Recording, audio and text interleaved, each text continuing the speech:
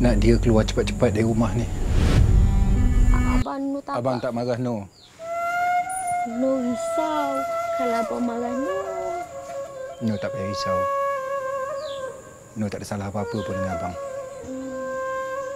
Sebenarnya, abang tengah fikir macam mana nak cari kerja ni.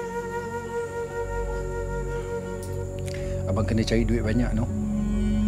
Abang kena bayar hutang kita pada Iman. Adik Iman tu dah banyak tolong bayarkan hutang-hutang kita. Abang tak nak nanti kita sampai terhutang budi dengan dia. No faham tu kan? Faham, abang. Ya, abang. Lagipun, abang kalau boleh, nak dia keluar cepat-cepat dari rumah ni. No. Abang sebenarnya rindu nak tinggal dengan No berdua je kat dalam rumah ni. Bukan dengan orang lain.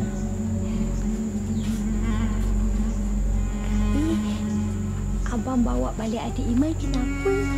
Nantilah. Abang balik pada kilang arang tu nanti, abang akan cerita balik pada No apa puncanya abang bawa balik Iman tu kemari. Suka